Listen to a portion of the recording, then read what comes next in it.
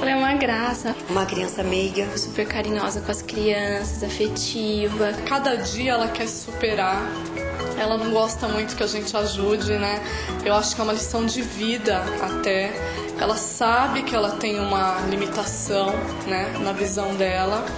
Só que em nenhum momento ela usa isso como um fator para ela não ser capaz de fazer alguma coisa. Ela gosta de brincar, ela gosta de correr, ainda tendo uma dificuldade ou tendo um determinado cuidado, mas ela gosta de cantar, ela gosta de brincar de escolinha, de pega-pega. Todo momento ela quer conhecer mais, ela quer aprender mais. Não foi a sala que acolheu, ela acolheu todo mundo.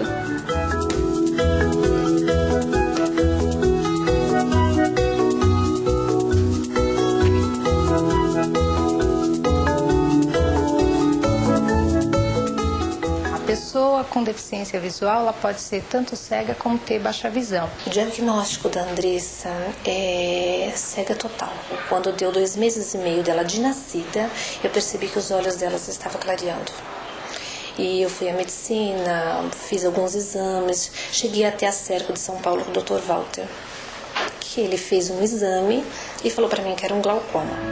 Foi uma coisa genética, né, que eu sabia que isso poderia acontecer se eu tivesse filhos, e enfrentei isso com uma naturalidade, porque eu me casei com uma pessoa que portava uma deficiência, então se eu tive um amor para casar com uma pessoa, dirá as minhas próprias filhas, né? Então eu sempre procurei lidar com a Andressa natural. Tudo que as crianças fazem, mesmo ela tendo toda a dificuldade, eu sempre procurei dar a ela a oportunidade para que ela fizesse também.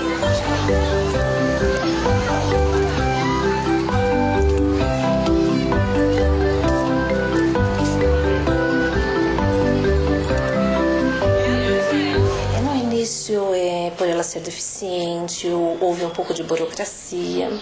E quando eu procurei a Jesuína, eu falei com a Laide e falei que ela era uma criança que reconhecia cores, que não tinha problema nenhum com a Andressa dentro de casa, que ela se locomovia muito bem, e ela pediu para que eu levasse ela até a escola. Foi quando ela deu início na segunda, o estágio F, com a professora Márcia. E foi falado que uma daquelas salas havia uma criança especial. Ela falou, então essa sala é minha.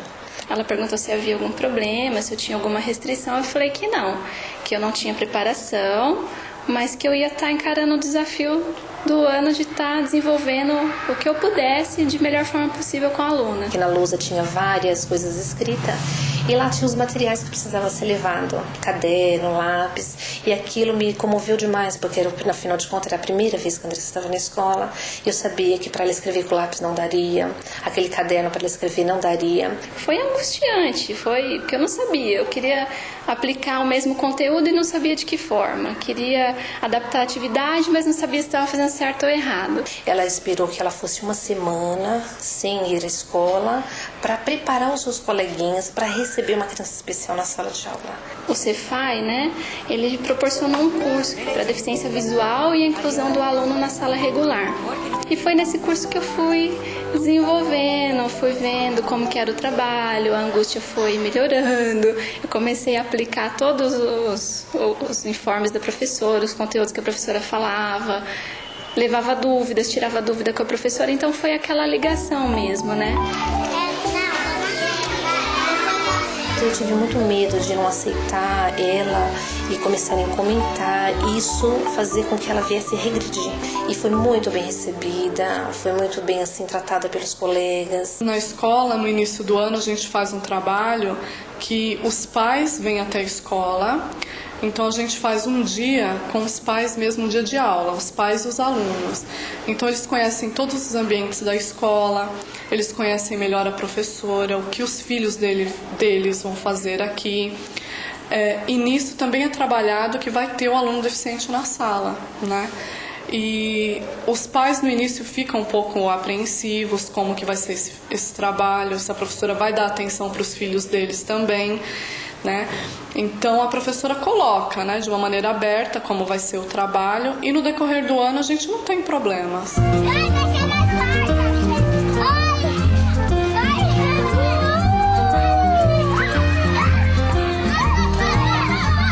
A gente acredita que a inclusão não é colocar o aluno na sala de aula, né, e fazer um trabalho diferenciado.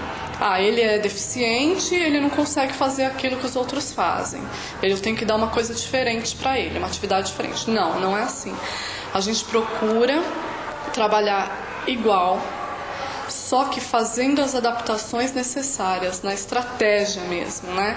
A maneira, na adaptação do material. O papel da escola e do professor é estar sempre em sintonia, né? O professor acreditar que essa inclusão é possível, e ela é possível, e a escola dá todo o suporte para que esse professor possa estar trabalhando, né? Porque a inclusão não é só do professor, a inclusão é da equipe toda, né? Aqui é o primeiro espaço que a criança não é excluída, porque lá fora ela é muito. A inclusão aqui na escola, a gente trabalha desde o ato da matrícula. Quando a mãe relata na matrícula, então a gente já sabe antes de receber o aluno, né, que a gente vai receber um aluno com necessidades especiais, aí a gente vai buscar informações sobre a deficiência, a gente chama a mãe para uma conversa, né, mais apurada, para a gente saber melhor qual tipo de deficiência que a criança tem, e faz todo o preparo, né, com a professora, com a classe.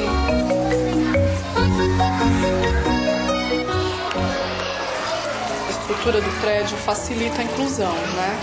Então é uma escola que não tem muitas escadas, na verdade tem muito pouca, ela tem rampa, então é uma escola que já facilita a inclusão.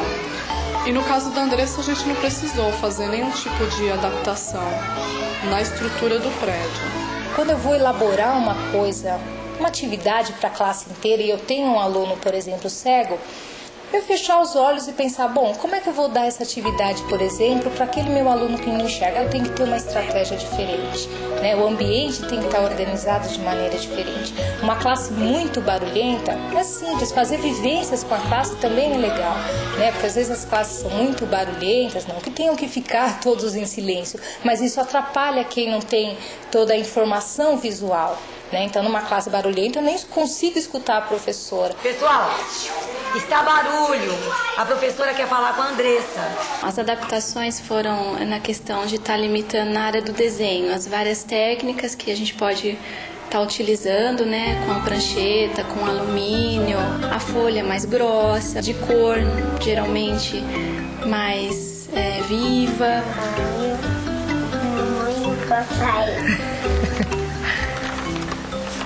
Muitos professores falavam, não, ela enxerga um pouquinho. Eu falava, não, ela não enxerga nada. leitura, mas ela reconhece cores, né? Como especificamente ela reconhece, eu não sei, mas ela reconhece. Então eu tingi a cola de amarelo, de vermelho, de preto, de cores fortes, com guache, né? Utilizei bastante pincel. Nos desenhos que eu dava para a sala, eu limitava o campo do desenho com um barbante na borda, né?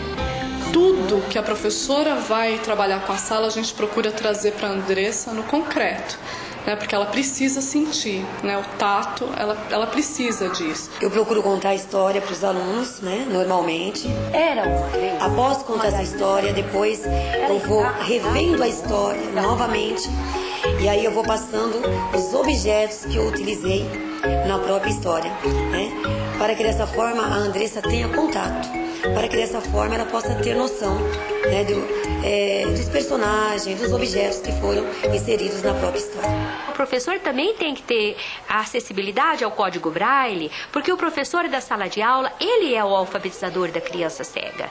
Porque a alfabetização não é decodificação de código. O código Braille é o código de acesso à informação, é o código de acesso às letras. Mas ler e escrever é um processo conceitual. Ele não precisa ser um especialista em Braille, mas ele precisa ter na sua sala uma tabelinha do código Braille para ele poder acompanhar o processo de construção. Nós vamos usar 7 celas para formar a palavra galinha, tá? A letrinha G você ainda não conhece. Então eu vou ensinar a letrinha G hoje para você, tá? Eu não tinha o intuito de fazer com que ela escrevesse em Braille, mas eu queria que ela conhecesse o mundo que ela vai encontrar depois. Enquanto eu ensinava o nome para os outros, eu também ensinava o nome para ela, porque ela não era o outro, ela fazia parte da sala, né? Então eu falei, como eu vou trabalhar com ela? Então eu montei uma cela em Braille, que a professora ensinou nesse curso, né, a questão da profundidade dos pontos.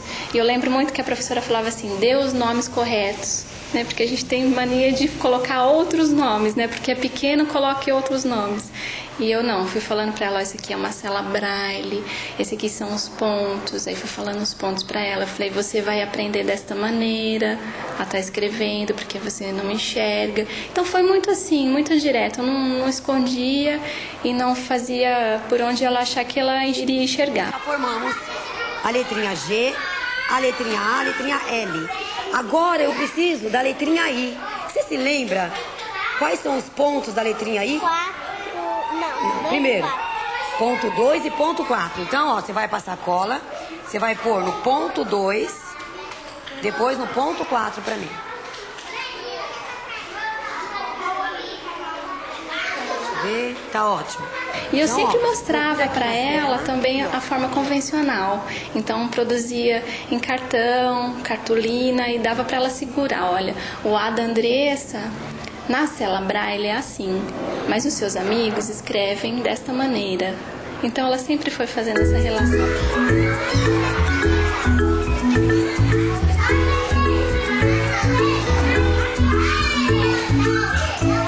A inclusão é difícil de se fazer.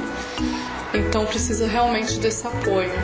Toda a equipe escolar ajudar, né? Eu sinto muito isso aqui na escola. Quando tem um aluno deficiente, o pessoal quer ajudar, né? Até os agentes escolares no que precisam, eles estão ali apoiando. Então isso é muito importante, porque se o professor se sente sozinho, o trabalho fica muito difícil. A parceria com a escola e a instituição especializada é muito importante, porque lá eles trabalham específico, né? O papel da instituição especializada hoje em dia é realmente apoiar a escola e a família. A inclusão envolve a sociedade como um todo, né? Quer dizer, a comunidade que essa criança está, a família. O papel da instituição especializada é principalmente na avaliação das necessidades específicas decorrentes da deficiência visual, ajudar a escola na avaliação das necessidades educacionais especiais e nas adaptações curriculares, realizar aqui na instituição as complementações e suplementações educacionais, como, por exemplo, o Braille, a orientação em mobilidade, atividades de vida diária e também as suplementares, como as atividades artísticas. A escola tem um papel a cumprir, né, que é na construção do conhecimento, na formação de um cidadão. E um cidadão é um cidadão que tem que estar preparado para essa diversidade. A educação especial não pode trabalhar no esquema de compensação, de ela dar o reforço pedagógico. Isso não é papel de educação especial. O acesso ao código ela tem, aprender o braille, ela aprende na sala de recurso ou na instituição especializada. Mas utilizar o uso disso funcional é na ação pedagógica, é no fazer. Uma criança cega, eu defendo que a partir dos 4 anos, ela já tenha máquina braille, que ela aprenda a lidar com o braille. Qualquer criança, quando anda pela rua com a mamãe e o papai, quando passeia, quando folheia uma revista, ela está se familiarizando com as letras do alfabeto. Isso é importantíssimo para ela, vai ser importantíssimo na vida dela. E a criança cega não tem essa possibilidade de ver as letras. Se ela chegar à escola com, sei lá, 6, 7 anos e já entrar no braille mesmo, no braille verdadeiro, no braille real, ela perdeu uma etapa importante que as outras crianças têm e que ela não teve, que foi brincar com o braille, conhecer os pontinhos ou com brinquedos que introduzem o braille naquela etapa de brincadeira de 3 aninhos, de 4 anos. Né? Isso é importante para ela. Então ela precisa ter a máquina braille no espaço da sala de aula. Ela vai começar brincando com a máquina, ela vai fortalecer as musculaturas dos dedos, não fazendo aqueles treinamentos, aquele adestramento descontextualizado, mas com a própria máquina braille, que vai exigir que ela tenha força nos dedinhos. Isso ela vai conseguindo com o uso da máquina braille. Enquanto as outras desenham, ela desenha na máquina com os pontos braille.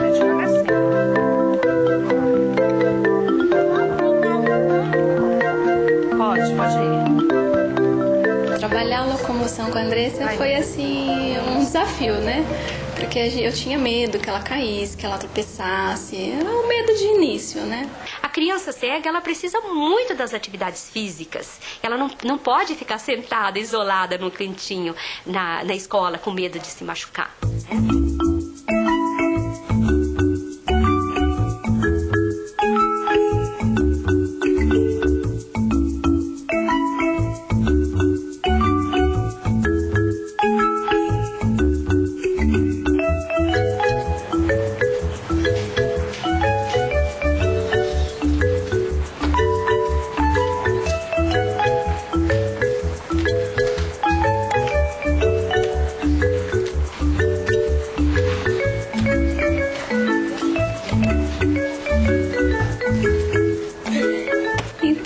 Maneira mais caseira possível, porque eu não sabia como ainda trabalhar com ela. Eu fui levando ela nos espaços, deixando ela sentir, né, o ambiente, onde era a porta, onde era a cadeira, desde a secretaria, na sala de aula, o pátio. A intervenção desde bebê é muito importante, né, porque a criança, para aprender, para se desenvolver, ela precisa dessa interação com as pessoas e com o ambiente. No caso específico da orientação à mobilidade, a gente trabalha desde muito cedo já com o recurso da pré-bengala, quando precisa da bengala, né? E isso é fundamental, porque a construção da autonomia tem que ser uma coisa que comece muito cedo, né?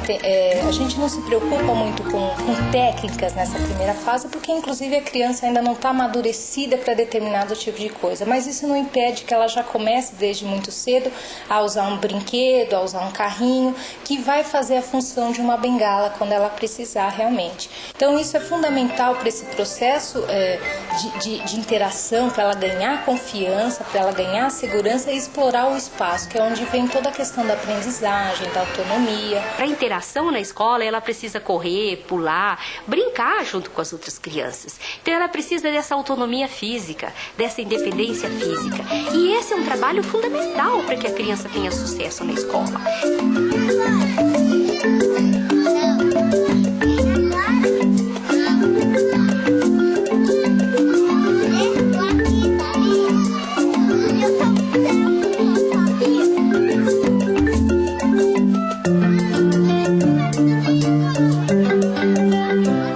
brincadeira favorece muito isso, onde nós vamos trabalhar a lateralidade, né, direita, esquerda, em cima, embaixo. É bem importante também ressaltar que os brinquedos facilitam a integração da criança cega no ambiente, porque eles dão a ela a oportunidade de conhecer objetos de uso comum. E as famílias às vezes não percebem, a gente valoriza isso e mostra toda a aprendizagem e desenvolvimento que vem da brincadeira, que vem dos brinquedos.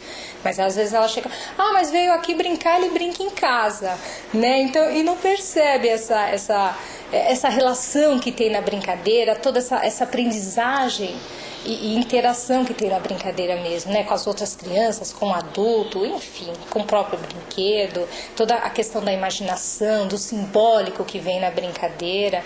Então essas instituições trabalham com grupos, né, de oficina para pais criando brinquedos, eles criando, porque o pai gosta, sabe o que o seu filho gosta, o que desperta interesse, o que ele desperta interesse, ou o que é importante na cultura, né, no conhecimento dessa família. Então essas famílias criam os recursos especiais, os brinquedos para os seus filhos. Mas não é para os seus filhos, para ser exclusivo para os seus filhos. Esses brinquedos vão para a escola e são, para mim, o brincar e o brinquedo é um grande caminho de inclusão. Então, se nós temos brinquedos adaptados que sirvam para pessoas com dificuldades neuromotoras, para crianças cegas, né? Esse brinquedo também vai ser ótimo para outras crianças. É um momento, um caminho para a inclusão. Como é necessário uma adaptação de material constantemente, a gente precisa de um apoio. Então, esse contato com a família é muito legal. Até para saber que tipo de trabalho está sendo feito em outra instituição, né? Como está o acompanhamento com o médico. Isso é importante a gente saber, né?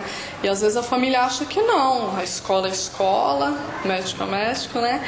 E não é, a gente precisa dessa parceria. A família leva essas informações para a escola, é importantíssimo, porque assim, se a escola perguntar, principalmente uma família que frequenta um centro especializado, uma instituição especializada, ela sabe o que precisa ser feito. A família da Andressa é ótima, né? Sempre presente. Quando eu solicito alguma ajuda, ela está sempre disposta. Por exemplo, eu precisei da ajuda dela, eu falei assim, olha, eu estou precisando de bandejinhas de ovos, né? Para ela começar a trabalhar as letrinhas, mas manuseando, brincando de uma certa forma. A mãe se predispôs, elaborou todas as bandejinhas e trouxe para mim. A vogal A. Agora a vogal E. Quais são os pontos? E o Si. Ela chegou a falar como que a Andressa era em casa, o que facilitou muito, né? Então eu trocava muitas figurinhas com ela, assim, né? A letrinha I. Depois a letrinha O. Isso. A, E, O. A, E, I. A, E, O. Primeira vogal, fala pra mim, quanto? A relação da Andressa é ótima com as crianças. Eles têm uma certa preocupação com ela, né? Eles, quando eu peço alguma coisa para a Andressa estar fazendo, geralmente eles já se prontificam, já vai na direção dela, já pega na mãozinha dela, né? E já direciona ela. A professora explica também no início das aulas que elas vão receber um aluno diferente, né? Vai ter um aluno diferente na sala. Quando o aluno chega, as crianças o tratam assim de uma maneira até surpreendente, né? Eles não têm o preconceito como o adulto tem. Ela sempre teve muita vontade de estar na escola. Então não demorou muito para que ela já conversasse com as coleguinhas, né? Ela foi se soltando aos poucos. No começo ela não andava sozinha, ela perguntava onde era tudo, sempre me chamava. Depois não, depois ela começou a se soltar, ela andava pela sala, ela ia escovar o dente, ela ia ao banheiro sozinha. Hoje ela circula nos ambientes da escola, ela utiliza de todos os espaços da escola e até no parque, né? O parque é um lugar grande e ela circula, ela anda, ela brinca nos brinquedos e pega na mão dos colegas, os colegas levam quando necessário. E eu já peguei a Andressa correndo, né, da sala de aula para o banheiro.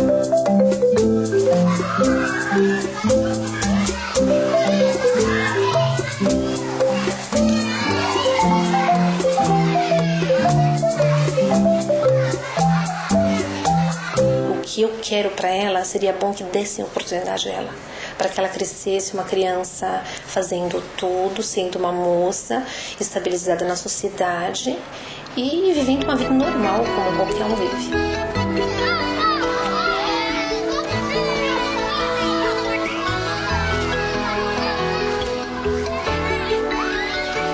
Para mim é uma conjugação de esforços, depende de uma responsabilidade social compartilhada. Eu acredito na inclusão, né? Eu acho que é muito importante a gente diminuir a discriminação. Aprender junto, ela aprende melhor junto com outras crianças que têm caminhos diferentes de aprendizagem, possibilidades diferentes e necessidades diferentes também. É usufruir da vida por inteiro. Se a Andressa, ela tivesse alguma tristeza com ela, eu acho que ela é criança, ela transmitiria isso. Porque eu me lembro que uma vez estava meu marido sentado no sofá e ela estava indo escovar os dentes. Isso marcou muito a minha vida e eu acho que enquanto eu viver eu não vou esquecer. E ela falou assim pra mim que ela enxergava pouquinho porque ela era pequena. Mas quando ela crescesse, ela ia enxergar bastante. E eu falei pra ela que não. Eu falei, não, você enxerga pouco, porque o Papai do Céu fez você assim. E quando você crescer, você vai continuar enxergando pouco. O papai trabalha, o papai sai, e quando você crescer, você vai fazer a mesma coisa. E ela automaticamente respondeu, tudo bem. Ela é tão espontânea, tão participativa, que pra ela é normal. A deficiência dela é normal. Ela aceita muito bem, uma vez que o pai é cego, a avó também, por parte de pai. Então já é uma coisa muito natural. Ela não encara a deficiência como a deficiência. Ela sabe que ela é diferente dos outros alunos da sala, mas que é uma diferença como se fosse uma cor de cabelo, um tamanho, nada mais do que isso. Ela encara muito bem a deficiência visual. Ela é bastante objetiva no que ela quer. Para ela não existe limites, ela sempre quer ir além. Ela consegue uma coisa, ela já quer conseguir outra, entendeu? Pra ela não tem barreira. Deixa eu falar uma coisa mal dela. Essa chata. Olha o meu sonho.